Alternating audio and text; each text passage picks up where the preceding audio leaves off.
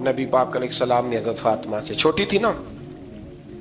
उधर हजरत आयशा सिद्दीका कहती हैं कि नबी पाक ने बड़ी मोहब्बत फरमाई। मिशकात में हदीस है, किसी ने हजरत फातिमा ज़हरा हजरत आयशा सिद्दीका से पूछा, सच्चे बाप की सच्ची बेटी, सिद्दीक की बेटी सिद्दीका, किसी ने पूछा कि आयशा हुजूर अलैहिस्सलाम को सबसे ज्यादा मोहब्बत किससे थी?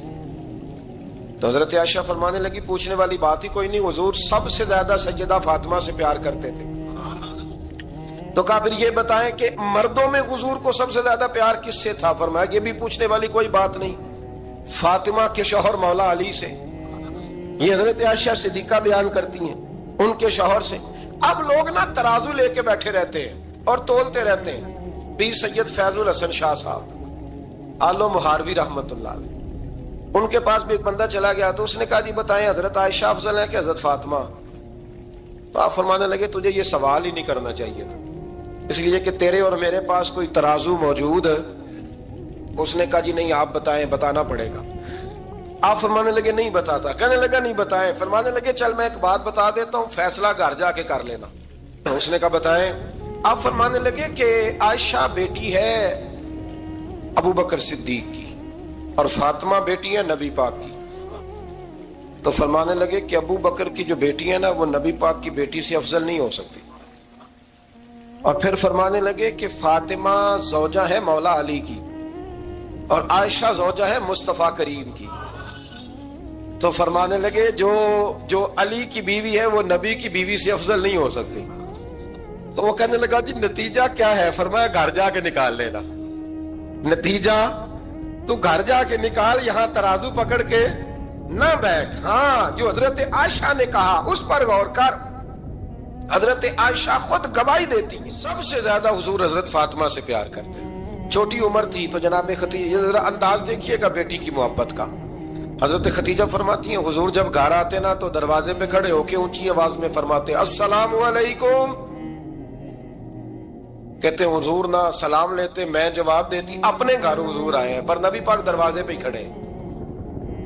फरमाती है खड़े रहते हुजूर, मैं फिर थोड़ा हंसती और फिर मैं कहती फातिमा सुनती हो? अम्मा जी सुनती हूँ। फरमाया तुम्हारे अब्बा आ गए हैं दरवाजे पे। तो फरमाती है जनाब फातिमा वहां से दौड़ के आती और रसूल करीम का दरवाजा खोलती, फिर नबी पाक को उंगली से पकड़ के अंदर लाती। फरमाती जब तक वो जाती नहीं अल्लाह के रसूल दरवाजे पे खड़े रहते, उंगली पकड़ के लाती, फिर रसूल करीम उन्हें गोद में बिठा लेते। फरमाते वो छोटी छोटी बातें पूछती और हुजूर उनके बड़े बड़े जवाब देते। वो छोटी छोटी बातें, बचपन की एक बात लिखी है हमारे मुहद्दिसीन ने। एक दिन छोटी उम्र में, बिल्कुल छोटी उम्र में हजरत फातिमा ने पूछा या रसूल अल्लाह मैं अपने रब को कब देखूंगी?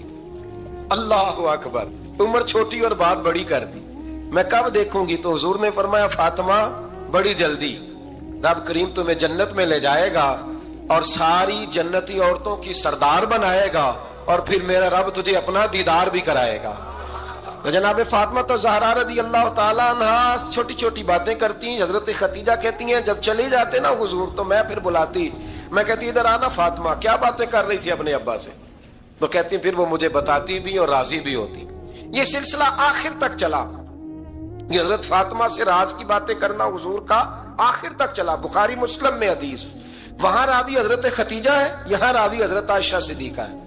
जनाब आयशा सिद्दीका कहती हैं हुजूर के विसाले ज़ाहिरी से कुछ दिन पहले खुद नबी करीम अलैहिस्सलाम ने हजरत फातिमा तो ज़हरा को बुलाया और जब वो आई तो कहती हैं उनको मैंने आते देखा तो मैंने फिर हुजूर को उनके इस्तकबाल के लिए खड़े होते भी देखा। फिर हुजूर ने उनका माथा चूमा, जहां बैठे थे वहां बिठाया, पहलू में बैठ गए और फरमाती हैं फिर बाप बेटी बातें करने लगे।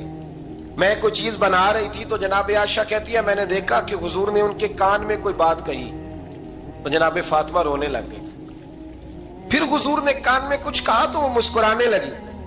कहती है हुजूर वो बात करके तशरीफ ले गए, फातिमा अभी बैठी थी, मैं आई, मैंने आके कहा कि फातिमा बताओ नबी करीम अलैहिस्सलाम ने आपसे क्या कहा? कभी हंसती थी कभी रोती थी। तो फरमाया हुजूर ने मना किया है, ये मेरा और मेरे नबी का राज है, मैं हुजूर की हयात ज़ाहिरा में ये बात किसी को बता नहीं सकती। फरमाती हैं कि फातिमा से तो मैंने पूछ लिया पर हुजूर से पूछने की तो जरूरत ही नहीं थी ना, लेकिन वो राज की बात थी कुछ दिन गुजरे तो हुजूर बीमार हो गए, फिर कुछ दिन गुजरे तो हुजूर का विसाल हो गया। फरमाते हैं कुछ अरसे के बाद मैं सैयदा फातिमा ज़हरा से मिली तो मैंने कहा फातिमा वो भेद खोल तो दे, आज तो खोल दे वो राज क्या था। आपको बुलाया गया, फिर आप आई, फिर हुजूर ने बात की, फिर नबी करीम अलैहिस्सलाम के बात करने पर कभी आप रोई कभी आप हंसी, तो ये क्या था। तो कहती है जनाब फातिमा फिर रोने लगी, कहने लगी हाँ अम्मा जी अब मैं पर्दा खोल देती हूँ, अब मैं राज बता देती हूँ। हुजूर का विसाले ज़ाहिरी हो गया।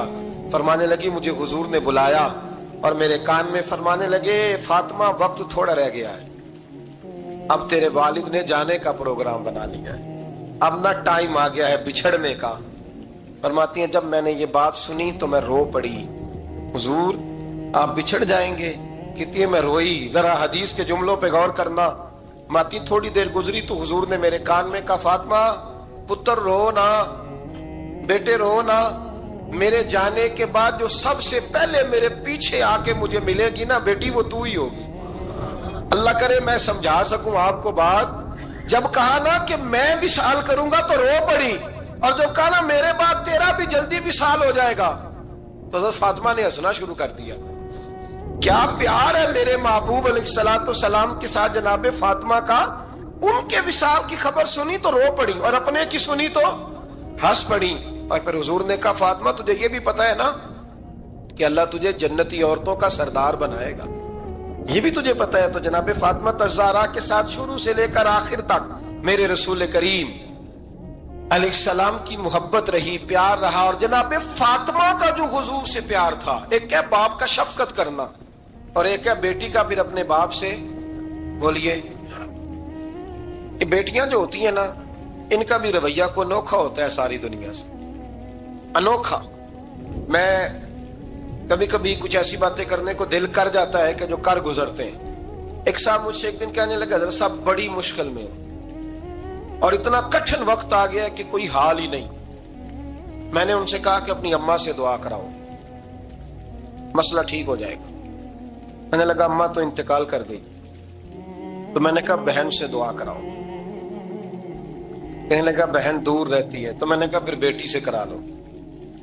आप यकीन करें अल्लाह के घर में बैठा हूं, रमजान का महीना मुझे तीसरे दिन मिला। कहने लगा हज़रत साहब अल्हम्दुलिल्लाह अल्लाह ने मेरी मुश्किल आसान कर दी। कहने लगा ये नुस्खा आपने बड़ा अजीब बताया, पीर तो इस किस्म की बातें नहीं ना बताते। पीरों ने तो आपको पता है दुआएं कैद करके रखी, सिर्फ हमारी कबूल होनी है। कहने लगे आप उनका मेरे साथ इरादत का रिश्ता है। कहने लगे आप किस तरह के पीर हैं कि आपने मुझे पलट के कह दिया कि अम्मा से, बहन से, बेटी से। तो मैंने कहा असल बात यह है कि मैं कभी थका भी होता हूँ, कभी किसी रंग में भी होता हूँ, और कई दफा अब तो ये हाल हो गया है कि रोना आए भी तो रोते नहीं कि लोग तमाशा ना समझे। कई दफा आंसू छुपाने भी पड़ते हैं कि लोग उसको अदाकारी और फनकारी ही ना समझने लग जाए। तो मैंने कहा ये जो बेटी होती है ना, ये जो बहन होती है, ये जो माँ होती है, इसको इशारतन भी आप कान में कह देना मुश्किल में हूं तो ये रात को रो रो के मुसल्ला भिगो देती, ये रो रो के दुआ मांगती है बेटे के लिए, भाई के लिए, बाप के लिए। इसका रंग हर बेटी प्यार करती है। और यकीन करें कि कलेजा ठंडा हो जाता है जब बेटियां छाती पे लेटती हैं, तो लुत्फ आता है कि अल्लाह करीम ने इस नन्ही सी कली में क्या ठंडक रखी है कि सारे दिल का जो है बोझ इसने हल्का कर दिया। तो बताइए फिर मेरे नबी पाक की शहजादी की हुजूर से मोहब्बत कितनी होगी। छोटी सी उम्र थी हजरत फातिमा की जब हजरत खतीजा विसाल कर गई। तो किसी ने कहा फातिमा सबसे पहले घर से कब निकलना हुआ, तो बुखारी मुस्लिम में हदीस है अल्लाह के नबी ना बैतुल्लाह शरीफ के सामने सजदे में थे तो अबू जहल को शरारत सूझी। शरारत उसने कुछ लोगों से कहा, उकबा भी नबी मुईद था, कुछ और लोग थे। कहने लगा मैं अभी रास्ते से गुजरा हूं तो वहां किसी ने ऊंट ज़िबा किया है। तो ऊंट की ओजड़ी, आपने ओजड़ी देखी है ना, जानवर की ओजड़ी बड़ी वजनी होती है, उसमें गंदगी होती है। ऊंट की ओजड़ी बड़ी वजनी होती थी। कहने लगा वहां ऊंट की ओजड़ी पड़ी है, वो देखो नबी पाक माज़अल्लाह सजदे में है, तो माज़अल्लाह सुम्मा माज़अल्लाह वो ऊंट की ओजड़ी उठाओ हुजूर की गर्दन पे रख दो। थोड़ा सा मुश्किल से जुमा पढ़ना पड़ जाए ना, और थोड़ा सा मुश्किल से पढ़ाना पड़ जाए, तो हम दीन के बहुत बड़े खिदमत गुजार बन जाते हैं। ये देखो सजदे कितनी मुश्किल से हो रहे हैं, یہ دیکھو سجدے کتنی مشکل سے ہو رہے ہیں، کتنی مشکل سے حضور کے سر انور پر اوجڑی رکھ دی۔ یہ وہ وقت ہے کہ نہ تو چچا ابو طالب ہیں جو پہنچ جاتے، نہ جناب ختیجہ ہیں جو بندوبست کرتی، تو کسی نے نہ جناب ختیجہ کے دروازے کے سامنے منہ کر کے کہا کہ محبوب کے گھر والوں، حضور کے سر اقدس پر اوجڑی رکھ دی ہے کسی، اور حضور سر اقدس اٹھاتے ہیں تو تکلیف محسوس کرتے ہیں۔ جناب فاطمہ کہتی پہلا دیہڑا تھا جب میں چہرے پہ کپڑا ڈال کے نہ تو اپنے بابا کے لیے نکلی، فرماتی پہلا دن تھا، میں حرم کعبہ میں پہنچی، حضور کو سجدے میں دیکھا تو چھوٹے چھوٹے ہاتھوں سے میں نے اوجڑی نیچے گرائی، حضور بولے کچھ نہیں، نہ میں نے کوئی بات کی، میں نے حضور کی انگلی کو تھاما اور میں کنویں پہ لے آئی، حضور بھی نہیں بولے، جناب سیدہ فرماتی میں بھی نہیں بولی، حضور بیٹھ گئے اور میں کنویں سے پانی نکالنے لگی، میں حضور کی زلفیں دھوتی جاتی اور حضور روتے جاتے، زلفیں دھوتی جاتی اور حضور روتے جاتے۔ پھر حضرت فاطمہ نے جب حضور کی زلفیں دھو لی تو ہاتھ اٹھائے، کہا اللہ جنہوں نے میرے بابا کو تکلیف دی ہے نا ان کو برباد کر دے۔ میں رات روایت پڑھ رہا تھا مشکات سے تو میں حیران ہو رہا تھا کہ یہ عجیب منظر ہے، یہ عجیب منظر ہے کہ جب طائف والے پتھر مارے اور نبی کریم علیہ السلام سے حضرت زید بن حارثہ کہ حضور دعا کریں یہ تباہ ہو جائے، تو نبی پاک کہ نہیں زید میں نے نہیں ان کے لیے تباہی کی دعا کرنی، یہ نہیں ٹھیک ہوتے تو ہو سکتا ہے ان کی نسلیں ٹھیک ہو جائیں۔ اور جب احد میں وہ لوگ پتھر مار کے دانت شہید کر دیں، حضرت ابوبکر صدیق جیسی ٹھنڈی طبیعت کا آدمی عرض کرے حضور دعا کریں یہ تباہ ہو جائے، تو حضور نے فرمایا اللہم اہد قومی فإنہم لا یعلمون، یا اللہ میری قوم کو ہدایت دے، یہ جانتے نہیں یہ کیا کر رہے ہیں۔ حضور نے کبھی بھی کسی کے لیے دعائے ضرر نہ فرمائی، لیکن آج یہ عجیب منظر ہے، شاید یہ واحد وہ وقت ہے کہ جناب فاطمہ الزہرا نے جب کہا نا کہ اے اللہ انہیں برباد کر دے، انہوں نے آج میرے والد کو تکلیف دی ہے، حضرت فاطمہ کی دعا سن کے تو حضور نے بھی ہاتھ اٹھائے، کہا اے اللہ جیسے میری بیٹی کہتی ہے نا ویسے ہی کر دے، اللہ کر دے انہیں برباد، فاطمہ جیسے کہتی ہے ویسے، اللہ کرے آپ کو سمجھ آئے میری بات کی کہ وہاں جہاں شدید تکلیف دی گئی وہاں حضور نے کسی کے لیے ایسی دعا، اور یہاں فرمایا اللہ جیسے فاطمہ کہتی ہے ویسے، اللہ اکبر۔ حضرت عبداللہ ابن مسعود کہتے ہیں کہ وہ دعا بھی میں نے سنی، اور پھر میں نے ان سب لوگوں کو جن کے لیے جناب سیدہ نے دعا کی تھی ان سب کو پھر میں نے بدر میں کٹتے ہوئے بھی دیکھا، میں نے ان کی لاشوں پر گھوڑے چلتے ہوئے بھی دیکھے، پھر میں نے دیکھا کہ صحابہ انہیں گھسیٹ کر کنووں میں ڈال رہے تھے، میں غور سے دیکھ رہا تھا اور ان کے چہرے پہچان رہا تھا، تو مجھ سے کسی نے کہا عبداللہ تم کیا غور کر رہے ہو؟ تو میں نے کہا میں غور کر رہا ہوں یہ وہی ہیں سارے جن کے لیے سیدہ فاطمہ نے دعا کی تھی کہ یہ برباد ہو جائے، یہ وہی ہے میرے رسول کریم علیہ السلام کی ہر تکلیف کو جناب فاطمہ نے اپنی تکلیف سمجھا، ہر تکلیف کو۔ جب انسان کے دائیں بائیں کچھ لوگ ہوتے ہیں نا اس کے دکھ بھی سمجھنے والے، سکھ سمجھنے والے لوگوں کی تعداد لمبی چوڑی ہوتی ہے۔ ہمارے زمانے میں ہمارے ہر آدمی کے ساتھ ذاتی مطالبات ہیں، ذاتی، تو جب تک وہ میرا مطالبہ پورا کرتا رہتا ہے میرا اس سے پیار رہتا ہے، اور جب وہ میری خواہشات پوری کرنی چھوڑ دیتا ہے پھر میرا اس سے کوئی رشتہ نہیں رہتا۔ میرے عزیز حضرت فاطمہ الزہرا کا کمال یہ ہے کہ انہوں نے میرے محبوب کا دکھوں میں ساتھ دیا، حضور کی تکلیف پر وہ تکلیف میں آتی، پریشان ہوتی۔ یہاں سے بات چلی 4-5 سال عمر مبارک تھی، حضرت فاطمہ کی کل عمر 29 سال ہوئی ہے۔ حضور کی عادت مبارکہ تھی جب سفر پہ تشریف لے جاتے تھے تو سب سے آخر میں سیدہ فاطمہ کے گھر جاتے، واپس آتے تو سب سے پہلے سیدہ فاطمہ کے گھر جاتے۔ مولا علی کہتے ہیں ایک دن میں نے عجیب نظارہ دیکھا، نبی کریم علیہ السلام سفر سے واپس آنے والے تھے، میں نے حضرت فاطمہ کو اطلاع دی کہ حضور آج پہنچ جائیں گے، تو انہوں نے گھر سارا صاف کیا، سجایا، سوارا، کھانا پکایا، لیکن فرماتی ہیں جیسے ہی حضور اندر داخل ہوئے نا گھر کے، جناب فاطمہ نے حضور کا چہرہ دیکھا تو ہاتھ پکڑ کے چومنے لگی، اور کہتے ہیں جب انہوں نے سر اٹھایا تو ان کا چہرہ سارا آنسوؤں سے بھرا ہوا تھا۔ رسول کریم نے بیٹی کے سر پہ ہاتھ رکھا، بٹھا لیا، فرمایا فاطمہ بیٹے رونے والی تو بات کوئی نہیں تھی، کیوں رو پڑی ہو؟ تو عرض کرنے لگی محبوبہ میں بچپن سے دیکھ رہی ہوں محنت کرتے، جد و جہد کرتے، مشقت کرتے، یا رسول اللہ آج آپ آئے ہیں تو آپ کے چہرے پر تھکاوٹ کے آثار ہیں، حضور وجود تھکا ہوا ہے۔ یا رسول اللہ میں نے ساری زندگی آپ کو کام کرتے دیکھا ہے، مدینے والے حبیب مجھے بتا تو صحیح کام کب تک کرنا ہے؟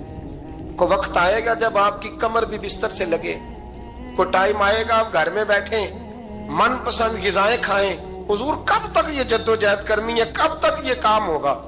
جناب فاطمہ فرماتی حضور نے میرے آنسو پوچھے۔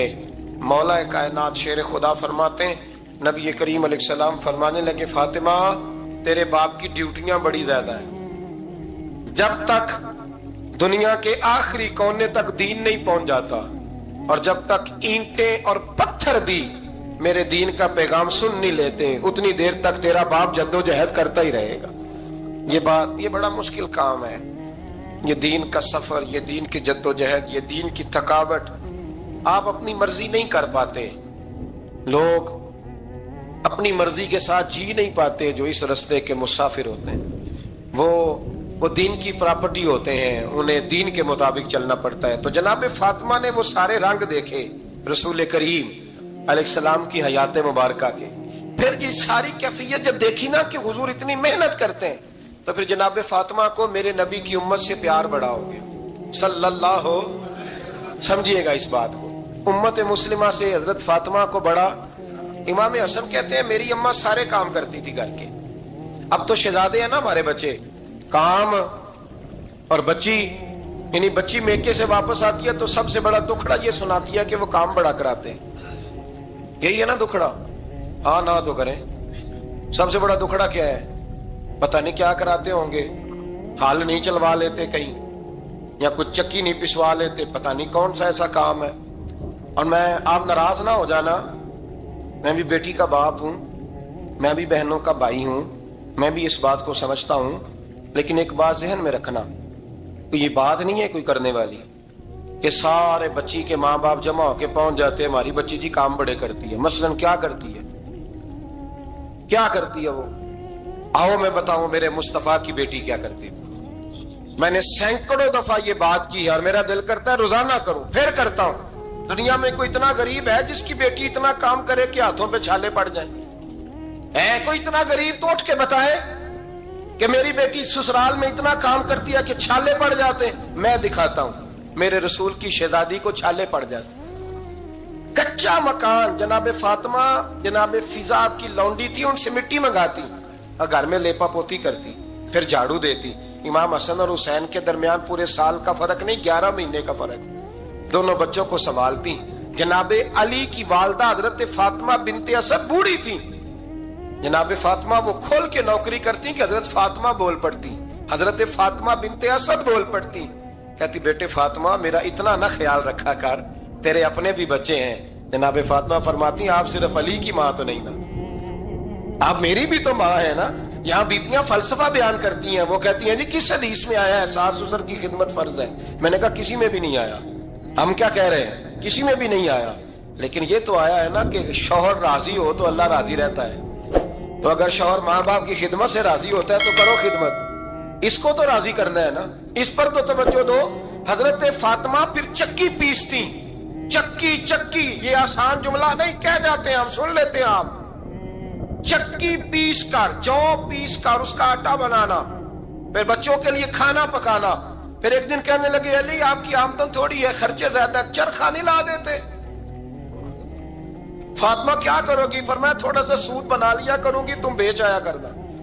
چلو میں تھوڑا ہاتھ بٹاؤں گی۔ یہ ساری ڈیوٹیاں کر کے حضرت حسن فرماتے ہیں پھر عزت والے رسول کی عزت والی بیٹی، پھر شانوں والے نبی کی شانوں والی بیٹی، پھر پاک محبوب کی پاک شہزادی، ساری ڈیوٹیاں کر کے رات کو مولا علی سے کہتی اگر آپ اجازت دیں تو اللہ کو راضی نہ کر لوں؟ حضرت علی فرماتے فاطمہ جیسے دل کرے۔ تو امام حسن کہتے ہیں پھر میری ماں مصلی بچھا لیتی، مصلی، اور پھر ساری رات وہ نماز پڑھتی، ساری رات، اور فرماتے ہیں جب سویرے ہاتھ اٹھاتی تو پہلی دعا یہ کرتی اے اللہ میرے رسول کی امت پہ رحم فرما، اے اللہ میرے رسول کی امت پہ رحم فرما۔ تو کہتے ہیں زمانے بیت گئے یہ دعا سنتے، تو ایک دن میں قریب گیا تو میں نے کہا امی حضور کوئی دعا میرے لیے بھی کر دے۔ کوئی حسین کے لیے بھی کر دیں, کوئی زینب کے لیے بھی کر دیں.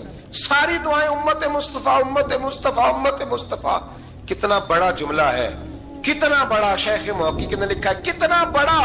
جناب فاطمہ فرمانے لگی تیرے لیے بھی کرتی ہوں, حسین کے لیے بھی کرتی ہوں, زینب کے لیے بھی کرتی ہوں, سب کے لیے کرتی ہوں. پر بیٹا یاد رکھنا, فاطمہ کی دعاؤں پر پہلا حق میرے رسول کی امت کا ہے. فاطمہ کی اصل میں بات بہت خوشی کی سنا دی میں نے آپ, لیکن آپ وہیں سست کے سست رہ گئے. یہ کسی عام آدمی کی دعا نہیں, پیر صاحب کی, درویش صاحب کی رٹی رٹائی دعا نہیں, یہ سیدہ فاطمہ کی دعا ہے. آپ کو اتنا بڑا خزانہ مل رہا ہے اور آپ سمجھے ہی نہیں بات کو. حضرت فاطمہ فرمانے لگی میری دعاؤں پر سب سے زیادہ حق میرے رسول کی امت کا ہے, تو میں یہ حق ہمیشہ ادا کرتی رہوں گی, میں انہیں دعائیں ہمیشہ دیتی رہوں گی. حضرت فاطمہ بڑا پیار کرتی ہیں. امام حسن کہتے ہیں کہ ایک پورا دن گزر گیا, کھانے کو کچھ نہ ملا. اگلی شام آ گئی تو چند روٹیاں کھانے میں ملیں. جوں لائے حضرت علی, جناب فاطمہ نے پیس کے روٹی پکائی. فرماتی ہیں سب کو کھانا کھلا دیا تو اپنی روٹی آپ نے رکھ لی. جب آپ کھانا کھانے لگی, کھانے پر ہاتھ ہی رکھا تھا کہ دروازے پر کسی نے صدا دی. تو کہتے ہیں بولنے والے کے لفظ بڑے عجیب تھے, جس نے صدا دی نا اس کے لفظ بڑے عجیب تھے. کہنے لگے اور رسول اللہ کی بیٹی, میں 2 دن سے فاقے میں ہوں, تو مجھے پتا ہے اس گھر سے روٹی ضرور ملے گی. جناب فاطمہ نے نہ کھانا اٹھایا. امام حسن کو کہنے لگی بیٹے دے آ. جناب حسن کہتے ہیں مجھے بڑی تکلیف ہوئی, ہم سب کھانا کھا چکے تھے, مولا علی بھی کھا چکے تھے, صرف میری اماں نے نہیں کھایا تھا. ماں اور بیٹے کا پیار, اور پھر حسن حسین اور سیدہ کا پیار. فرماتے میں نے کہا اماں جی آدھی دے دیتے ہیں, آدھی آپ کھا لیں, پورا دن گزر گیا آپ فاقے سے ہیں. تو کہتے ہیں حضرت فاطمہ نے میرے سر پہ ہاتھ رکھا, پھر میرا ماتھا چوما. کہنے لگی بیٹا تو نے اس کی آواز نہیں نہ سنی جس نے صدا لگائی. اس نے نہ تو علی سے بات کی نہ تیرے ساتھ بات کی, اس نے تو کہا رسول اللہ کی بیٹی. تم نے صدا نہیں نہ سنی, اس کے لفظ کیا ہے, اس نے تو میرے ساتھ بات کی. اور پھر فرمایا بیٹے میں 1 دن سے فاقے میں ہوں, وہ 2 دن سے فاقے میں, میرا 1 دن گزارا اور ہو جائے گا امت کے ساتھ. ایک دن نا ایک نبی پاک کی بارگاہ میں شخص آیا, اس نے کلمہ پڑھا. قبیلہ بنو سلیم سے اس کا تعلق تھا. نبی کریم علیہ السلام نے اس سے اس کی مالی حالت پوچھی. تو عرض کرنے لگا یا رسول اللہ صلی اللہ علیہ وسلم میرے قبیلے میں 3000 لوگ ہیں اور سب سے غریب میں ہی ہوں. نبی کریم صلی اللہ تعالی علیہ وسلم نے فرمایا اس کی مدد کرو بھائی. حضرت سعد بن عبادہ اٹھے تو انہوں نے نا اس کو کہا کہ میری اونٹنی باہر کھڑی ہے, تو یہاں سے اٹھ کے چل, میں اونٹنی تجھے دیتا ہوں. مولا علی شیر خدا اسی وقت اٹھے اور آپ نے اپنے سر سے امامہ شریف اتارا. فرمایا میں نے کل ہی خریدا ہے, یہ میں تمہیں تحفے میں دیتا ہوں. حضور نے نا حضرت سلمان فارسی کی ڈیوٹی لگائی. فرمایا اسے سواری بھی مل گئی, کپڑے بھی مل گئے, اس کے کھانے کا بندوبست کر, پتہ کر کس گھر میں کھانا ہے تو لا. حضرت سلمان فارسی کہتے ہیں میں گلی میں نکلا تو پہلی نظر میری سیدہ فاطمہ کے دروازے پہ پڑی. میں نے دستک دی, سیدہ فاطمہ اندر سے بولی کون ہے؟ میں نے کہا میں غلام سلمان فارسی. جناب فاطمہ تزارا سے میں نے عرض کی ایک بندہ آیا ہے, کلمہ پڑھا ہے, اور وہ کہتا ہے 3000 آدمی میرے قبیلے میں ہے اور سب سے غریب میں ہوں. تو اماں جی اس کو مولا علی نے امامہ دے دیا ہے اور حضرت سعد بن عبادہ رضی اللہ تعالیٰ عنہ نے اونٹنی دے دی ہے. اب وہ حضرت فاطمہ فرما سکتی تھی کہ جب شیر خدا نے دے دیا ہے تو ہمارا تو حصہ پڑ گیا. تو فرمانے لگی بھئی میرے ساتھ کیا مطالبہ ہے بتاؤ, جلدی کرو. کہا کھانا نہیں کھایا اس نے. تو آپ فرمانے لگی کھانا دیتے ہیں. حضرت سلمان فارسی کہنے لگے اماں جی کھانے میں کیا ہے؟ تو کہنے لگی کچھ بھی نہیں, 3 دن ہو گئے حسن حسین نے روٹی نہیں کھائی, پر بڑا کچھ ہے میں دیتی ہوں. کہتے میں سوچ میں پڑ گیا کہ انہوں نے 3 دن سے نہیں کھایا, پھر بھی بڑا کچھ ہے.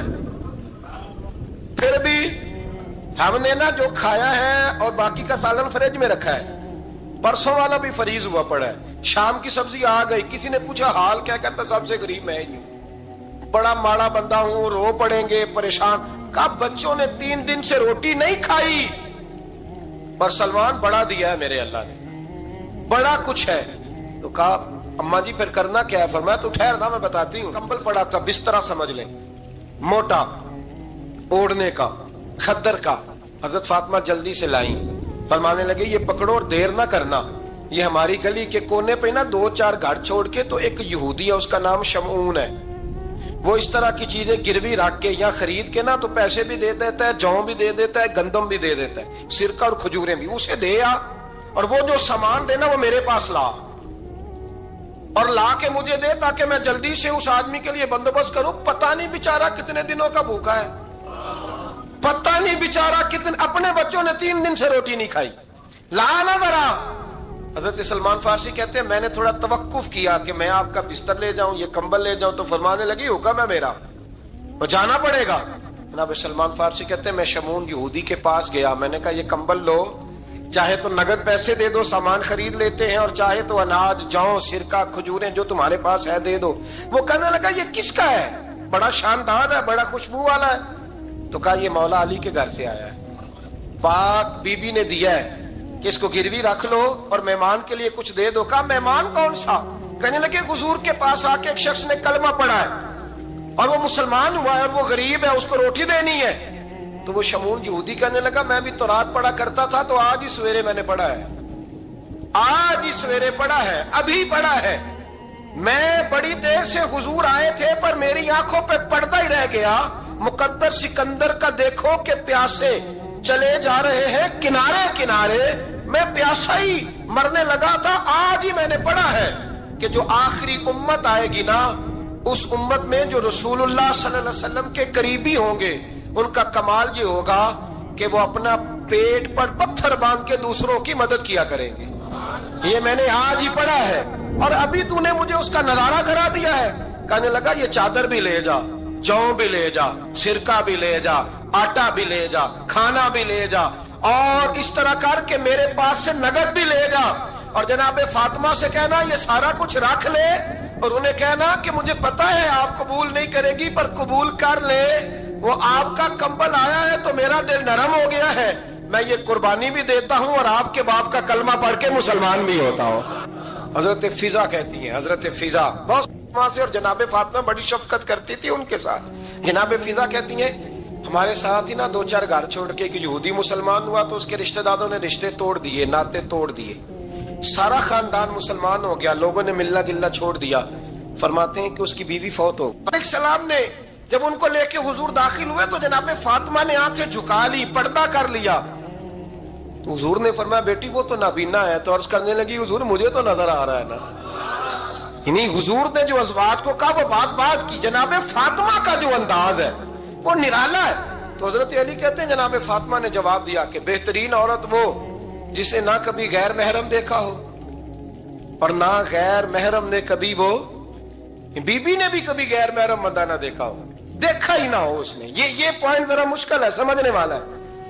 تو حضرت علی کہتے ہیں میں وہاں سے گردن جھکائی اور بیچ آ کے بیٹھ گیا، بات ابھی جاری تھی۔ حضور نے فرمایا آتا ہے کسی کو جواب؟ تو کہتے ہیں میں نے ہاتھ کھڑا کیا، میں نے کو حضور آتا ہے، تو حضور مسکرا پڑے، فرمایا چل بتا۔ میں نے عرض کی حضور بہترین عورت وہ ہے کہ نہ کبھی اسے غیر محرم نے دیکھا ہو نہ اس نے کبھی غیر محرم دیکھا ہو۔ تو حضرت علی کہتے ہیں شاباش مجھے ملنی چاہیے تھی نا۔ حضور مسکرا پڑے، کہنے لگے میں نے تو پہلے ہی کہا ہے فاطمہ تو بدعت منی، فاطمہ میرے جگر کا ٹکڑا ہے، میں نے تو بڑا پہلے کہہ دیا ہے۔ تو کہتے ہیں صحابہ میری طرف دیکھنے لگے کہ یہ تو تعریف فاطمہ کی ہونے لگ گئی ہے۔ تو میں نے کہا کیا کریں، اس محبوب کو بتایا ہے جس کے لیے اللہ نے کوئی پردہ رکھا ہی نہیں، سارے پردے کھول دیے۔ حضرت فاطمہ کے وصال کا وقت آیا، انتقال کا، تو حضرت اسماء بنت امیس کو بلایا اور بلا کے فرمانے لگی تو مجھے غسل دینا اور سوائے میرے شوہر مولا علی کے کسی اور سے مدد بھی نہ لینا۔ اور فرمانے لگی میں نے حبشہ کے بارے میں سنا ہے کہ وہاں جب بیویوں کا جنازہ اٹھتا تھا تو وہ لوگ چارپائی کے اوپر یوں کر کے اس طرح کر کے لکڑیاں لگاتے تھے، نیچے باندھ لیتے تھے اور لکڑی میں لچک ہو تو اوپر جا کے پھر اس کو باندھ دیتے تھے تو پردہ بن جاتا تھا۔ فرمایا میں نے علی کو بتا دیا ہے، تمہیں بھی بتا رہی ہوں، جنازہ میرا رات کو اٹھانا اور لکڑیاں لگا کے نا تو اوپر پردہ کر لینا، میرے وجود پر پڑی ہوئی چادر پر بھی کسی کی نظر نہیں پڑنی چاہیے۔ رات کو جنازہ اٹھانا اور رات کو مجھے دفن کر دینا۔ مدینہ منورہ میں حضور کے وصال ظاہری کے 6 ماہ بعد جناب فاطمہ الزہرا کا جنازہ اٹھا تو مسجد نبوی شریف سے ایک شخص اپنی داڑھی آنسوؤں سے بھگوتا ہوا نکلا حضرت ابو بکر صدیق نے کھڑا کر کے پوچھا کیوں نبی پاک کے چچا عباس روتے کیوں ہو؟ حضرت عباس کہنے لگے پہلے حضور گئے تھے، اب نبی پاک کی تصویر بھی چلی گئی۔ کیا ہوا؟ کہ جناب فاطمہ کا وصال ہوا، پھر سے ایک دفعہ مدینے میں رات آئی، پھر سے شام ہوئی، پھر سے جنازہ اٹھا۔ شیر خدا علی المرتضیٰ رضی اللہ تعالیٰ عنہ نے، حضرت عباس نے، حضرت قسم بن عباس نے، حضرت عبداللہ ابن عباس نے تدفین سے فارغ ہوئے۔ ایک روایت ہے کہ حضرت عباس نے جنازہ پڑھا، اور ایک مستند روایت ہے کہ حضرت ابو بکر صدیق نے جنازہ پڑھایا۔ اور جب جنازہ پڑھا کر کے باہر نکلے تو حضرت علی شیر خدا کی آنکھوں میں آنسو تھے۔ اتنے کالی روتے کیوں ہو؟ فرمانے لگے صرف فاطمہ نہیں گئی، مصطفیٰ کریم کی امت کے لیے دعائیں کرنے والا ایک بڑا ہاتھ رخصت ہوا ہے، ایک بڑا ہاتھ۔ جناب فاطمہ الزہرا نے 29 سال کی عمر مبارک گزاری۔ میں نے پہلے بھی ایک دفعہ یہ موضوع بیان کیا تھا تو میں نے بات کر دی تھی، کیونکہ میں نے نہیں کی، وہ بات کسی اور کی ہے، کرنی بڑی ضروری ہے۔ علامہ اقبال کہنے لگے، اسرار بے خودی میں لکھنے لگے کہ فاطمہ جو تو نے کیا ہے وہ کوئی نہیں کر سکتا۔ اقبال کہنے لگے فاطمہ جب تجھے دیکھتا ہوں نا تڑپ اٹھتا ہوں۔ کہنے لگے اے فاطمہ میرے رسول کریم نے نا میرے پاؤں میں شریعت کی زنجیریں باندھ دی ہیں، اگر مجھے شریعت منع نہ کرتی، حضور پابند نہ کرتے تو میں کعبے کا طواف نہ کرتا، تیری قبر کا طواف کرتا۔ فاطمہ تو نے 29 سال میں وہ انقلاب برپا کیا، امت پر وہ رحمت کی۔ علی کے گھر کی ہے عزت، علی سے سنتے ہیں، نبی کے گھر کی ہے عزت، نبی سے سنتے ہیں۔ وہ جس نے معزز کیا گھرانے کو، حسین پال کے جس نے دیا زمانے کو۔ اور میرے اعلیٰ حضرت فرماتے ہیں سیدہ زاہدہ طیبہ طاہرہ۔ کبھی آپ اگلا فقرہ سنے نے تو بریلی کے امام نے حد کر دی، فرمانے لگے جان احمد کی راحت پہ لاکھوں سلام۔ جان احمد کہتے ہیں نبی پاک کی جو جان ہے وہ سیدہ فاطمہ ہے، اور صرف جان نہیں، یہ وہ والی حضور کی جان ہے جس سے نبی پاک سکون حاصل کرتے ہیں، راحت حاصل کرتے ہیں۔ جان احمد کی راحت پہ، اور اس کا ایک ترجمہ یہ ہے کہ نبی پاک کی جان کو سکون حضرت فاطمہ کی وجہ سے ملتا۔ جان احمد کی راحت پہ لاکھوں سلام۔ اور حضرت حسنین کریمین کا ذکر کرتے ہوئے فرماتے ہیں آب تطہیر سے جس میں پودے جمے۔ حضرت فاطمہ کے بارے میں کچھ روایتوں میں یہ آتا ہے کہ عورتوں کی طرح انہیں حیض نفاس نہیں آتا تھا، اللہ نے پاک پیدا فرمایا، اور مولا علی تو پہلے ہی پاک ہے۔ تو فرماتے ہیں یہ جو بچے ہوئے نا یہ آب تطہیر سے جس میں پودے جمے۔ یہ بریلی کے امام کی محبت ہے سیدہ فاطمہ سے اور حسنین کریمین سے۔ کیا انداز ہے، کہنے لگے آب تطہیر سے جس میں پودے جمے، اس ریاض نجابت پہ لاکھوں سلام۔ اس ریاض، پتہ نہیں کہاں بیٹھ کے لوگ اہل بیت کی شان بیان کرتے ہیں، اہل بیت کی شان سننی ہے تو بریلی کے امام سے سنو۔ اس ریاض نجابت پہ کہتے ہیں حضرت فاطمہ صرف پاک نہیں، پاکیزگی کا پورا باغ ہے، پورا، یعنی ان کی چھاؤں بھی پاک ہے، ان کا سایہ بھی، ان کا پھل بھی، ان کی ٹہنیاں بھی، بولے تو صحیح یار، ان کی ٹہنیاں بھی، ان کی زمین بھی، اس ریاض نجابت پہ لاکھوں سلام۔ نبی پاک صلی اللہ تعالی علیہ وسلم کی نگاہ فیض سے جن لوگوں کی تربیت ہوئی اور پھر انہوں نے اپنے علم سے، اپنی حکمت سے، اپنی دانائی سے اور اپنی بے پناہ جرت اور بہادری سے دنیا میں بہترین نمونہ چھوڑا، ان میں سے ایک بڑا نام حضرت مولا علی شیر خدا کا ہے۔ بالعموم ہم یہ دیکھتے ہیں کہ جو لوگ بہت زیادہ بہادر ہوتے ہیں نا، میدانوں کے ہوتے ہیں، لڑنے، جہاد کرنے، جد و جہد کرنے کا مزاج رکھتے ہیں، ان کا علم سے شغف نہیں ہوتا، پڑھنا لکھنا، دانائی کی بات کرنا، حکمت کی بات کرنا ان کا کام نہیں ہوتا، وہ تو میدان کے لوگ ہیں۔ اور جو لوگ کتاب کے، علم کے، اس معاملے کے ہوتے ہیں، ان میں کئی دفعہ ایسا ہوتا ہے اللہ ماشاءاللہ کہ وہ لوگ کتاب کے تو ہوتے ہیں، علم حکمت کے تو ہوتے ہیں، لیکن میدان کے اندر تلوار لے کے بنفس نفیس شامل ہونا ان کے بس کی بات نہیں ہوتی۔ لیکن تاریخ میں حضرت مولا علی شیر خدا ایک عجیب فضیلت والی شخصیت ہیں کہ وہ اگر علم کی بات کریں تو ان سے زیادہ دانا کوئی نہیں، حکمت کی بات کریں تو ان سے زیادہ بہترین بات کرنے والا کوئی نہیں، ان کے پاس بیٹھا جائے تو انسان کی تربیت کرنے والا ان سے اچھا مربی نظر کوئی نہیں آتا۔ یہ ساری باتیں بھی مسلمہ ہیں، لیکن اگر وہ تلوار لے کے میدان میں نکل آئیں تو دیواریں ہلتی رہتی ہیں اور در کانپ جاتا ہے، اور علی کا نام سن کے اب بھی خیبر کانپ جاتا ہے۔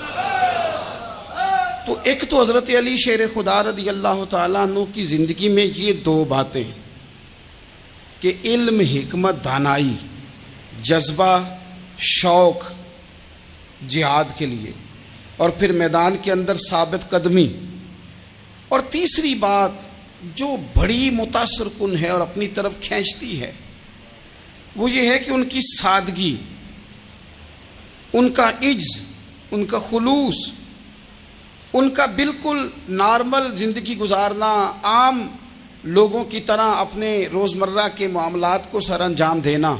جو آدمی کسی غیر معمولی حیثیت کا مالک ہو جاتا ہے نا، اس کا اٹھنا بیٹھنا عام لوگوں جیسا نہیں رہتا، اس کا کچھ نہ کچھ پروٹوکول ہو جاتا ہے، کچھ نہ کچھ اس کی آؤ بھگت ہو جاتی ہے، دو چار لوگ اس کے لیے کھڑے ہونے لگ جائیں تو اس کے ذہن میں بھی بات آتی ہے کہ میں کچھ چیز ہوں، اللہ معاف فرمائے۔ لیکن بالکل ایک سادہ زندگی، عام لوگوں کے لیے دستور عمل، یہ تین باتیں بڑی متاثر کن ہیں۔ آپ دیکھیے، سب سے پہلے تو ایک بات سمجھیں، اللہ تعالیٰ نے قرآن مجید میں فرمایا کہ ان الذین آمنوا وعملوا الصالحات سیجعل لهم الرحمن ودا، فرمایا بے شک وہ لوگ جو ایمان لائے اور جنہوں نے نیک اعمال کیے، رحمان لوگوں کے دلوں میں ان کی محبت پیدا فرما دے گا۔ حضرت عبداللہ ابن عباس رضی اللہ تعالیٰ عنہ فرمایا کرتے تھے اس آیت کا پہلا مصداق حضرت علی شیر خدا ہیں۔ کیوں؟ اس لیے کہ حضرت علی شیر خدا فرماتے ہیں، بخاری مسلم میں فرماتے ہیں، مجھے قسم ہے اس ذات کی جس نے زمین چیر کے دانہ پیدا کیا ہے، مجھ سے رحمت عالم صلی اللہ علیہ وسلم نے وعدہ فرمایا کہ علی یاد رکھنا تم سے صرف مومن ہی پیار کرے گا، اور جس سینے میں تمہارا بغض ہوگا وہ سینہ مومن کا نہیں منافق کا ہوگا۔ تم سے مومن پیار کریں گے، مومنوں کے دلوں میں کشش ہوگی تمہارے لیے، ان کے سینے کشادہ ہوں گے تمہارے حق میں۔ حضرت مولا علی شیر خدا کی محبت، ان کا نام آئے تو دل ٹھنڈا ہو جائے، آنکھوں میں روشنی آئے، چہرہ روشن ہو جائے، تو معنی یہ ہے کہ ایمان مضبوط ہے دل میں۔ اور اگر بندہ کمزور ہونے لگ جائے، اگر اس کی کیفیات کوئی اور رنگ پیش کریں، تو معنی یہ ہے کہ ایمان سینے میں مضبوط نہیں ہے۔ حضرت علی شیر خدا سے حضور کا جو قربت کا تعلق، دیکھیں کچھ لوگ ایسے ہوتے ہیں کہ جن سے قربت ہوتی ہے، آپ نے کبھی دیکھا ہے ہر بندے سے مل کے بندہ رو نہیں سکتا، ہر بندے کو دیکھ کے رونا آتا نہیں، لیکن کچھ لوگوں سے روح ملتی ہے نا کسی کی، تو ویسے کبھی وہ بندے مل جائیں نا، دل کرتا ہے تینوں سامنے بٹھا لاں، تیرے درد پرانے چھیڑاں۔ کچھ لوگ ایسے ہوتے ہیں جن کے ساتھ حضور تشریف فرما ہیں، حضرت علی شیر خدا کہیں گئے ہوئے ہیں تو محبوب کیا فرماتے ہیں؟ فرماتے ہیں اللہ اس وقت تک میرے پاس حضرت اسرائیل کو نہ بھیجنا جب تک میں علی سے ملاقات نہ کر لوں۔ دعائیں ہو رہی ہیں کہ میری جب تک ملاقات نہ ہو جائے، میرا جانے کا وقت نہ آئے۔ مشکات میں حدیث موجود ہے۔ تو سرور کائنات علیہ السلام کا جو ان کے ساتھ قربت ہے، حضور کا جو ان سے پیار ہے، حضور نے ہر مہاجر کو ایک انصاری کا بھائی بنایا، انصار کے اندر حضور نے بھائی چارہ قائم فرمایا، اور یہ تاریخ کا وہ والا بھائی چارہ ہے جس کی نہ اس سے پہلے کوئی مثال ہے، نہ قیامت تک دوبارہ کوئی مثال دی جا سکتی ہے۔ بھائی جب سگے بھائی جب شادی شدہ ہو جاتے ہیں نا، تو ان کی اپنی اپنی جیبیں ہو جاتی ہیں، اپنی اپنی گفتگو ہو جاتی ہے۔ 6 ماہ کے بچے کے بارے میں بھی وہ کہنے لگ جاتے ہیں میں نے بچوں کا بھی تو کچھ بنانا ہے نا۔ انہیں بالکل اب وہ چیزیں نظر آنی بند ہو جاتی ہیں جس میں والدین اور بہن بھائی شامل ہوتے ہیں، وہ کہتے ہیں میرے بھی تو بچے ہیں۔ لیکن یہ بھائی چارہ مہاجرین اور انصار کا اتنا زبردست اور معنی خیز ہے، حضور نے بھائی چارہ قائم فرمایا۔ سگے بھائیوں کو وراثت دینا مشکل ہوتا ہے، بڑا کہہ رہا ہوتا ہے کمائی تو میں نے کی تھی، چھوٹا کہہ رہا ہوتا ہے کہ باہر تو پہلے میں گیا تھا، جھگڑے۔ لیکن یہ تاریخ اسلامی کا وہ بھائی چارہ ہے کہ جن میں برادری، قبیلہ رنگ نسل علاقہ ایک نہیں، پر ہزاروں قومیں وجود میں آئیں دہر میں خشک و تر کے رشتے سے، ہم نے بنیاد دوستی رکھی یاد خیر البشر کے رشتے سے۔ اور اقبال نے جن انداز میں اس مضمون کو بیان کیا ہے وہ انداز ہی نرالا ہے۔ اقبال فرماتے ہیں خاص ہے ترکیب میں قوم رسول ہاشمی، بننے میں کوئی خاص، ان کی ترکیب ہی کوئی خاص ہے۔ حضور نے بھائی بھائی بنا دیا۔ اب بھائی جن کو دینی اسلامی مذہبی بھائی بنایا ہے، وہ دوسرے بھائی کے بارے میں کیا ذہن رکھتا ہے؟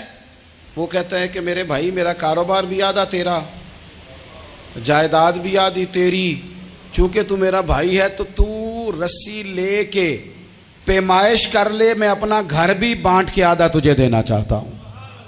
جب اس قدر زیادہ لوگوں کی نظریاتی پختگی ہوئی اور لوگ اس قدر زیادہ مزاج رکھنے لگے تو پھر ایک خاص قربت کا ماحول وہاں نظر آیا۔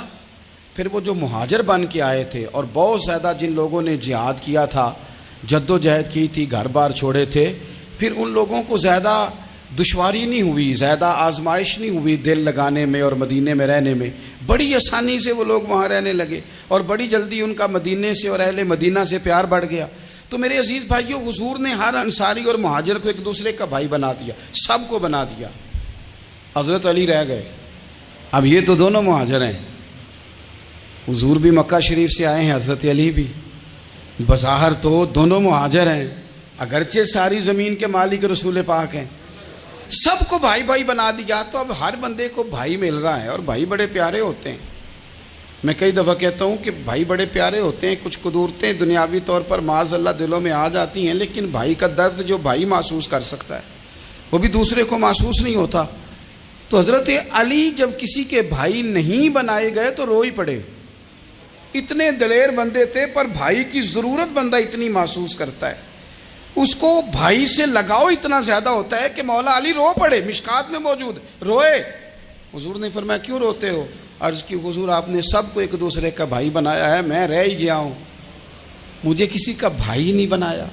اب وہ آنسوؤں میں لپٹی ہوئی وہ بات حضرت علی نے عرض کی تو محبوب نے فرمایا علی انت اخی فی الدنیا والآخرہ، فرمایا علی تو میرا بھائی ہے اور نرا دنیا میں نہیں، تو دنیا اور آخرت میں میرا بھائی ہے، تو میرا بھائی ہے دنیا میں بھی اور آخرت میں بھی۔ تو حضرت مولا علی شیر خدا کرم اللہ تعالی وجہہ الکریم کے جو فضائل ہیں، جو ان کے خصائص ہیں، ان کی جو فضیلت کی باتیں، میں نے جیسے کہا کہ انہیں بڑی زیادہ دلچسپی تھی میدان جہاد سے، شوق شہادت ان کا دیدنی تھا۔ ایک موقع پر نبی پاک صلی اللہ تعالیٰ علیہ وسلم نے ارادہ فرمایا کہ حضرت علی کو اپنا نائب بنا کے مدینہ منورہ میں چھوڑ کے جایا جائے۔ محبوب کریم علیہ السلام جب بھی تشریف لے جاتے تھے تو کسی ایک کو نائب بنا کر مدینہ منورہ میں چھوڑ جاتے۔ حضرت عبداللہ ابن مختوم رضی اللہ تعالیٰ عنہ کو بھی ایک دفعہ حضور چھوڑ کے گئے، تو ایک جنگ کے موقع پر محبوب نے حضرت علی شیر خدا سے کہا کہ آپ کو میں اپنا نائب بنا کے یہاں چھوڑ کے جاتا ہوں۔ یہاں لوگ جان چھڑاتے ہیں، کام کا جب وقت آتا ہے، میدان میں نکلنے کا وقت آتا ہے تو جان چھڑاتے ہیں، اور وہ کہتے ہیں کہ باقی سارے کام لے لو، جب وقت مشکل آئے تو پھر ہمیں کام نہ بتاؤ۔ اب مشکل وقت ہے، جہاد میں جانا ہے۔ حضرت مولا علی شیر خدا کرم اللہ تعالی وجہہ الکریم کو حضور نے فرمایا کہ اس دفعہ میرا ارادہ بنا ہے کہ تمہیں چھوڑ کے جاؤں۔ تو حضرت علی کو چھوڑ کے جایا جا رہا ہے، ان کو مدینے میں رہنا ہے، میدان میں نہیں جانا۔ عام آدمی کتنا پسند کرتا ہے کہ میں آرام سے رہوں گا، لیکن حضرت علی کو اتنا شوق تھا میدان جہاد کا، اتنی تڑپ تھی ان کے دل کے اندر کہ عرض کرنے لگے یا رسول اللہ صلی اللہ تعالی علیہ وسلم، رو پڑے، کہنے لگے حضور ساری دنیا میدان میں جہاد کرے گی اور میں یہاں عورتوں اور بچوں کے پاس رہوں گا، میں یہاں عورتوں اور بچوں کے بیچ وقت گزاروں، حضور مجھے لے کے جائیں۔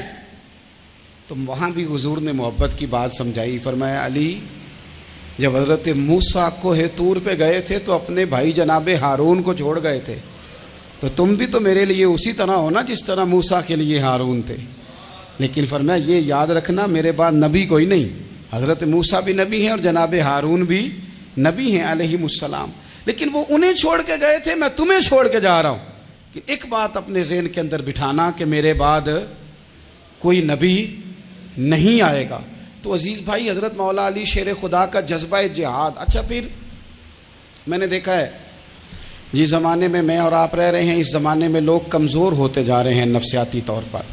ڈری ڈری سی باتیں لوگ کرتے ہیں, سہمے سہمے سے جملے بولتے ہیں, اور یہ ہر بندے کا اپنا الگ ڈر ہے. دانشوروں نے لکھا ہے کہ غریب آدمی کا ڈر تھوڑا ہوتا ہے اور جو اونچے عہدے پہ چلا جائے اس کا ڈر, یعنی زیادہ ہاتھ اپوزیشن کے نہیں بندے ہوتے, حکومت کے بندے ہوئے ہوتے ہیں. لوگوں کو ساتھ لے کے اپوزیشن نے نہیں چلنا ہوتا, حکومت نے چلنا ہوتا ہے. تو حکومت میں جب لوگ ہوتے ہیں تو ان کے اندر کمزوری آ جاتی ہے. جب آپ بڑے عہدے پہ چلے جاتے ہیں تو آپ کی مجبوریاں بھی بڑی ہو جاتی ہیں. ہر آدمی کہیں نہ کہیں کمزور پڑتا ہے. اور ہمارے ہاں تو لوگ ذرا بیمار ہو گئے تو گئے. اور آج کل جو سب سے بڑا مسئلہ ہے وہ یہ ہے کہ لوگ کیا کہیں گے, اور لوگوں نے بڑے بڑے لوگوں کو پاگل کر دیا ہے. بڑے بڑے لوگوں کو. ہمارے علماء نے ایک بات لکھی ہے کہ ایک دفعہ نا ایک استاد صاحب سبق پڑھانے کے لیے آئے تو طالب علموں نے ارادہ کیا کہ آج استاد جی کو بیمار کرنا ہے. یہ جو آپ کے مشیر ہوتے ہیں نا ارد گرد, ان کی پڑتال بھی بڑی ضروری ہوتی ہے کہ یہ خبر کون سی لے کے آ رہے ہیں اور یہ کس طرح سے گائیڈ کر رہے ہیں. ہمیں تنقید کرنے والا بندہ اچھا تو نہیں لگتا, لیکن تنقید کرنے والے جو ہوتے ہیں وہ ہمیں نکھارتے ہیں. وہ ہماری کمزوریاں جو ہمارے اپنے نہیں نکال سکتے وہ نکال کے ہمیں بتاتے ہیں کہ تم یہاں کمزوری کر رہے, اس کا نفع ہوتا ہے. طالب علموں نے ارادہ کیا ایک دفعہ, یہ ہم جو اتنی زیادہ توجہ کرتے ہیں نا لوگوں کی باتوں پہ, لوگ کیا کہیں گے. میں کئی دفعہ دوستوں سے عرض کرتا ہوں زیادہ وضاحتیں نہ دیا کریں, زیادہ وضاحتیں دینے سے بھی بندہ کمزور ہو جاتا ہے. ہر وقت کا انداز وضاحتوں کا اور ہر وقت دفاعی محاذ پہ نہیں کھڑے رہنا چاہیے. وہ ارادہ کر لیا لوگوں نے, طالب علموں نے, کہ استاد جی کو بیمار کرنا ہے. تو استاد صاحب چنگے بھلے اچھے بھلے صحت مند آئے, کلاس میں داخل ہوئے تو پہلا شاگرد کہتا ہے استاد جی خیر ہے, آنکھیں بڑی سرخ ہیں. میں چل دوڑ جا بیوقوف آدمی, میں بالکل ٹھیک ہوں, چل کلاس میں بیٹھ. چل تھوڑا سا آگے گئے تو دوسرا شاگرد, انہوں نے اب 10-15 نے ارادہ کیا ہوا تھا, دوسرا کہنے لگا خیریت ہے, بڑے کمزور کمزور لگ رہے ہیں. اس نے کہا میں بالکل ٹھیک ہوں, کمزور کا چل دوڑ جا اپنا کام کر. وہ تیسرے کے پاس گئے تو کہنے لگا استاد صاحب خیر ہے, آپ کے تو مجھے ہاتھ بھی کامتے دکھائی دے رہے ہیں. اس نے کہا اچھا واقعی. اب چوتھے نے بھی یہی بات کی, پانچویں نے یہی بات کی. تو آدھا گھنٹہ گزرا تو استاد جی کو سچ مچ بخار چڑھ گیا, تو چھٹی پہ چلے گئے. کیوں؟ باتوں پہ توجہ ہے نا. لوگوں کے سامنے ہم لوگوں کی باتوں کے مطابق اپنے معاملات کو ترتیب دیتے ہیں نا. کچھ لوگ سوشل میڈیا دیکھ کے نظریہ قائم کرتے ہیں, کچھ ہوا دیکھ کے نظریہ قائم کرتے ہیں. وہ قائد اعظم محمد علی جناح کی ایک بات نہیں بھولتی کہ انہوں نے کہا تھا, ہندو لیڈر جو تھا جس کو لوگ گاندھی کہتے تھے, اس سے کہا تھا تیری اور میری سیاست میں فرق ہے, تو لوگوں کا رجحان دیکھ کے فیصلہ کرتا ہے, اور میں قائد اعظم کہنے لگے میں فیصلہ کر کے لوگوں کا رجحان ادھر کر دیا کرتا ہوں. یہ کمال ہوتا ہے کسی شخص کا کہ اس کا اپنا نظریہ غالب آئے, بجائے اس کے کہ وہ دیکھے آج کل لوگ کیا کہہ رہے ہیں تو لہذا میں اس طرح کا ڈال جاؤں. لوگ تو ایک وقت کے لیے کچھ کہتے ہیں, پھر اگلے 4 گھنٹوں میں کچھ اور کہتے ہیں. حضرت مولا علی کے مزاج میں استقامت ہے.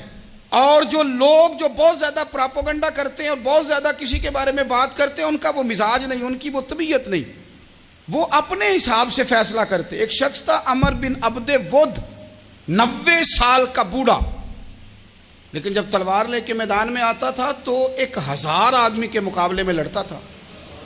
اور لوگ جگہ جگہ یہ کہتے تھے تو اس طرح ہے جس طرح عمر بن عبد ود لوگوں کو ڈراتا ہے, تو اس طرح ہو گیا. یہ اس کے ارد گرد کے لوگ اس کی مثالیں دیتے تھے. جنگ خندق جب ہو رہی تھی تو یہ مقابلے میں آ گیا. تو حضرت علی المرتضیٰ شیر خدا کرم اللہ تعالی وجہ الکریم بھی تشریف فرما تھے. اب پورے عرب کے اندر اس کے بارے میں یہ کہا جاتا تھا کہ اس سے نہ لڑو, وہ تو خونخوار ہے, وہ تو درندہ ہے, وہ تو جنگلی شیر کی طرح آتا ہے, وہ تو کاٹ کھانے کو دوڑتا ہے, اس سے کون لڑے. ایک خیال تھا. اور وہ پراپوگنڈا بعض اوقات اتنا زیادہ کسی کے بارے میں ہوتا ہے کہ ذہن میں بچے لوگ آتے ہیں نا بچہ دم کرانے کے لیے, تو کہتے ہیں پیر صاحب بڑا ضدی ہے, کسی کی بات نہیں مانتا, باقی بچے ٹھیک تھے, یہ تو بڑا ہی نالائق نکل آیا ہے. تو میں کہتا ہوں کہ آپ اس کے سامنے یہ والی باتیں نہ کریں, یہ پکا ہو جائے گا کہ میں ضدی ہوں. تو آپ ذہن بنا رہے ہیں اس کا کہ تو اس طرح کا ہے. ذہن بنا دیا لوگوں نے کہ عمر ابن عبد ود کے مقابلے میں کوئی نہیں آ سکتا. خندق میں یہ آیا, اس نے للکارا مسلمانوں کو, آؤ وہ تمہاری جنت کدھر ہے جس کے بارے میں تم کہتے ہو کہ ہم شہید ہوں گے, تو آؤ میرے مقابلے میں نکلو. جب اس نے پہلی دفعہ للکارا تو ابھی بات ختم نہیں ہوئی تھی کہ مولا علی تلوار لے کے اللہ اکبر کہتے کھڑے ہو گئے. حضور نے فرمایا بیٹھ جاؤ. حضرت علی پھر بیٹھ گئے. وہ پھر پکارا اٹھو کوئی میرے مقابلے میں. تو مولا علی شیر خدا پھر کھڑے ہو گئے. پھر کھڑے ہو گئے. حضور نے فرمایا بیٹھ جا. ایک شخص نے کہا علی یہ عمر بن عبد ود ہیں. فرمایا مجھے پتہ ہے. نہیں سمجھے آپ بات. میں آپ کو سمجھا کے لایا ہوں پیچھے سے کہ پراپوگنڈا کرتے ہیں نا لوگ, ہو آگے نہ جانا, یہاں کرنٹ بڑا زیادہ ہے, وولٹیج بڑے سخت ہیں, تو آگے نہ بڑھنا. بھائی کیا ہو جائے گا, اٹھ باندھ کمر کیوں ڈرتا ہے, پھر دیکھ خدا کیا کرتا ہے. حضرت علی تیسری دفعہ اس نے کہا نا ہے کوئی, تو حضرت علی پھر اٹھے. اب تو رسول پاک صلی اللہ تعالی علیہ وسلم نے تھپکی دی. بعض جگہ یہ ہے کہ حضور نے خود تلوار تھمائی, سر پہ امامہ باندھا, اور حضور نے فتح یابی کی دعا فرمائی. حضرت علی گھوڑے پہ بیٹھے نکلے, اور جب اس کے سامنے گئے تو جا کے کہنے لگا میرا پتہ ہے. حضرت علی فرمانے لگے تو اپنا چھوڑ, میرا پتہ ہے تجھے, مجھے تو جانتا ہے. کہنے لگا میں 1000 کے مقابلے میں اکیلا لڑتا ہوں.